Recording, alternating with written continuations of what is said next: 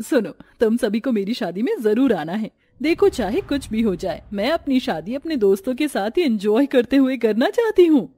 तुम्हें शादी को लेकर जरा भी टेंशन नहीं हो रही? टेंशन? किस बात की टेंशन?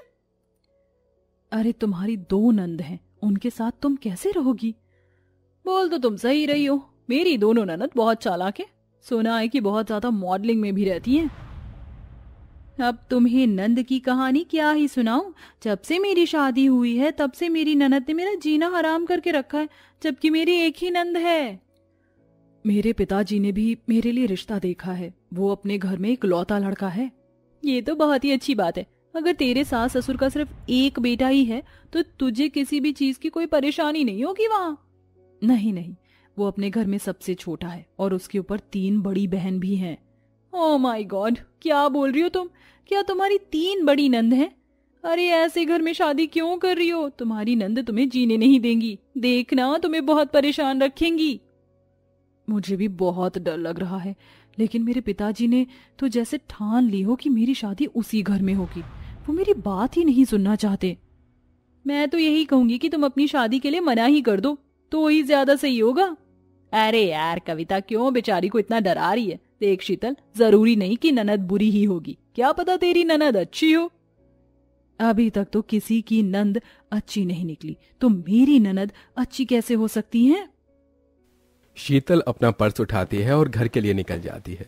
घर पर उसके पिता उसे देखकर कहते हैं, अच्छा हुआ बेटी तू आ गई। मैं तुम्हारे लिए तुम्हारी शादी का लहंगा और मंडप देख रहा था। देखो तुम्हें कौन सा पसंद है, मुझे बता दो, बाद में मत कहना कि मैं ऐसा ढूंढा या वैसा मैंने ढूंढा। पिताजी, मुझे आपसे कुछ बात करनी है। हाँ बेटी कहो, क्या बात करनी है? पिताजी, दरअसल बात यह है कि मैं ये कहना चाह रही थी। बेटी तुम आ गई, जरा यहाँ पर आना, मुझे तुमसे कुछ कहना था। गीता शीतल को अपने कमरे में लेकर जाती है और वहां वो अपने सोने के कंगन शीतल को देती है। तेरे पिताजी ने ये सोने के कंगन मेरे लिए बनवाए थे। अब मेरी उम्र तो रही नहीं इन कंगन को पहनने की, इसलिए अपने माँ बाप की निशानी समझकर इसे तू अपने हाथों में पहन ले। अपनी शादी को लेकर अपने माता पिता की इतनी एक्साइटमेंट देखकर शीतल अपने माता पिता से कुछ भी नहीं कह पाती। इसके बाद वो चुपचाप अपने कमरे में चली जाती है और रोते हुए खुद से कहती है, आखिर कैसे मना करूं मैं इस रिश्ते के लिए? मेरे माता पिता इतने खुश हैं, मैं उनकी खुशियां कैसे खत्म कर दूं? ये मुझसे नहीं होगा। शीतल ऐसा सोचकर अपने कमरे में बैठी रहती है। कुछ दिन बीत जाते हैं। कुछ दिन बाद जब शादी की रस्में शुरू होती हैं तो शीतल मन ही मन बहुत घबराई हुई होती है। आज हल्दी की रस्म है, कल मेहंदी की रस्म होगी और परसों मेरी शादी हो जाएगी। फिर मैं अपने प्यार से मायके से विदा होकर अपने ससुराल पहुंच जाऊंगी, जहां 3 नंद मेरे ऊपर अपनी हुकूमत चलाने के लिए तैयार खड़ी हैं। क्या हुआ शीतल, क्या सोच रही हो? आज तुम्हारी हल्दी की रस्म है, तुम्हें तो खुश होना चाहिए। हाँ हाँ, मैं खुश हूँ। ऊपरी दिखावट की खुशी शीतल की सभी सहेलियां समझ जाती हैं, लेकिन अब वो कर भी क्या सकती थी। इधर हल्दी की रस्म के बाद अगले ही दिन मेहंदी की रस्म शुरू हो जाती है, जिसमें शीतल के हाथ पर अरुण के नाम की मेहंदी लग जाती है। ज्यादा मत सोचो शीतल, सब कुछ अच्छा ही होगा, सब भगवान के ऊपर ही छोड़ दो। शीतल दिव्या की बात सुनकर मुस्कुराती है और मेहंदी की रस्म के बाद वो अपने कमरे में आराम करने के लिए जाती है। अगले दिन जब सवेरा होता है तो सभी लोग शादी के लिए तैयार हो रहे होते हैं, लेकिन शीतल अपने कमरे में आराम से बैठी होती है। हे भगवान, बेटी तुम अभी तक ऐसे ही बैठी हो, जल्दी से शादी का जोड़ा पहनकर तैयार हो जाओ, बारात आने ही वाली है। माँ, मुझे बहुत घबराहट हो रही है। शादी के बाद मेरी नंद ने अगर मेरा जीना हराम कर दिया तो मैं कैसे रहूंगी? क्या वो मेरे ऊपर अत्याचार करेंगी? देखो मेरी प्यारी बेटी, इस तरह घबराने से कुछ नहीं होता। अरे तुम्हारी नंद के सर पर सींग थोड़ी लगे हैं जो वो तुम्हें देखते ही मार देगी। सब कुछ अच्छा ही होगा, चिंता मत करो। गीता ऐसा कहकर चली जाती है, जिसके बाद शीतल अपनी शादी के लिए तैयार हो जाती है। कुछ देर में बारात भी आ जाती है और शीतल मंडप में अपने होने वाले पति के साथ 7 फेरे लेने लगती है। शादी के बाद शीतल रोते रोते अपनी माँ को गले से लगा लेती है। माँ, मुझे ससुराल नहीं जाना। खुद को संभालो बेटी, इस तरह रोने से कुछ नहीं होता। हर बेटी को एक ना एक दिन विदा होकर अपने ससुराल जाना होता है, और आज तुम्हारी भी विदाई है। खुशी खुशी अपने ससुराल जाओ। इस तरह गीता अपनी बेटी को समझाकर विदाई के लिए गाड़ी में बिठा देती है, जिसके बाद वो अरुण के साथ अपने मायके से विदा होकर ससुराल में पहुंच जाती है, जहां दरवाजे पर गृह प्रवेश करने के लिए उसकी तीनों नंद खड़ी होती हैं। प्यारी सी सुंदर भाभी का इस घर में स्वागत है। भाभी जी, आपका स्वागत करने के लिए हमारी माँ तो नहीं है, लेकिन हम तीनों बहनों ने मिलकर आपके स्वागत के लिए अच्छे से तैयारी की है। संगीता, पूर्वी और रागिनी तीनों मिलकर शीतल की आरती उतारते हैं, जिसके बाद शीतल चावल के कलश को पैर से धकेल कर अंदर आ जाती है। भाभी, शादी के चलते आप बहुत थक गई होंगी, चलिए मैं आपको आपका कमरा दिखा देती हूँ। पूर्वी ऐसा कहकर शीतल को उसके कमरे में लेकर जाती है, जहां उसका कमरा फूलों से बहुत प्यारा सजा होता है। अरे वाह, कितना प्यारा लग रहा है कमरा। आप यहाँ आराम करो, थोड़ी देर में भैया भी आ जाएंगे। पूर्वी इस तरह कहकर वहां से चली जाती है। थोड़ी ही देर में अरुण आता है, जिसके बाद शीतल और उनके साथ थोड़ा टाइम स्पेंड करती है और आराम से अपने कमरे में सो जाती है। रात बीतने के बाद अगले दिन जब सवेरा होता है तो पूर्वी सुबह के 5 बजे ही उठ जाती है। माँ ने कहा था कि ससुराल जाने के बाद अपनी जिम्मेदारियों को समझना।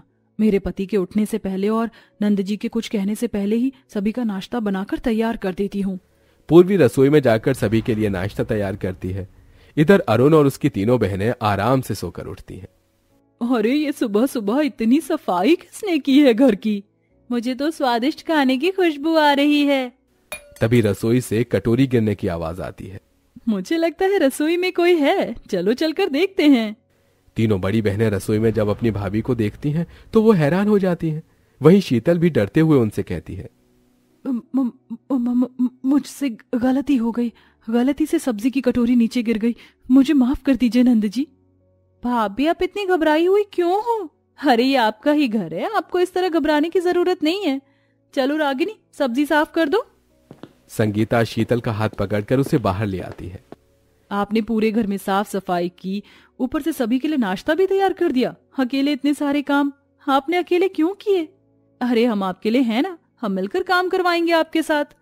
ये सुनकर शीतल को बहुत अच्छा लगता है, जिसके बाद संगीता शीतल को नाश्ते की टेबल पर लेकर आती है, जहां तीनों नंद प्यार से अपनी भाभी को खाना परोसती हैं। उनका ये प्यार देखकर शीतल बहुत खुश होती है। ऐसे वो तीनों घर के कोई भी काम संगीता को नहीं करने देती। ज्यादा से ज्यादा काम वो खुद ही कर लेती हैं। मेरे तो सारे कपड़े गंदे हो गए हैं, आज मैं मशीन लगाकर कपड़े ही धो लूंगी। वो इतना खुद से कह ही रही थी कि तभी पूर्वी उसके पास आती है। भाभी, जल्दी से मुझे अपने और भैया के गंदे कपड़े दे दो, मैंने मशीन लगाई है, साथ के साथ आपके भी धो दूंगी। अरे नहीं, तुम मेरे कपड़े क्यों धो रही हो? चलो मैं चलकर कपड़े धो देती हूँ, मुझे अपने भी धोने हैं और तुम्हारे भैया के भी। ओ भाभी, सारा दिन तो आप काम करती ही हो, मैं खुद धो लूंगी, बस आप मुझे अपने गंदे कपड़े दे दो।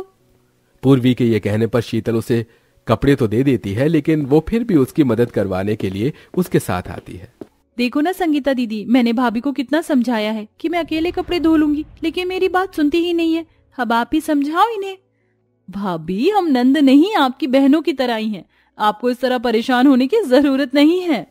ये सुनकर शीतल की आंखों में आंसू आ जाते हैं। मुझे पहले बहुत डर लगता था कि शादी के बाद मेरी नंद मेरे ऊपर अत्याचार करेंगी, मेरे ऊपर अपनी हुकूमत चलाएंगी, लेकिन तुम तो बहुत अच्छी हो मेरी प्यारी नंद। शीतल इतना कहकर अपनी नंद को गले से लगा लेती है। इस तरह वो अपनी ससुराल में अपनी प्यारी नंद के साथ अच्छे से रहने लगती है। कुछ दिनों में अरुण तीनों बहनों के लिए बहुत अच्छे घर में रिश्ता देख लेता है, जिसके बाद वो उनकी बहुत धूमधाम से शादी करवाता है। शादी के बाद जब विदाई के समय संगीता शीतल से कहती है, भाभी जी, अब आपको ये घर संभालना है, मेरे भैया का हमेशा ध्यान रखना। मैं तुम्हारे भैया का भी ध्यान रखूंगी और साथ में जब भी तुम्हें मेरी जरूरत होगी तो मैं मेरी प्यारी नंद के पास दौड़ी चली आऊंगी। इस तरह शीतल अपनी प्यारी नंद को विदा कर देती है और अपनी ससुराल में खुशी खुशी रहने लगती है।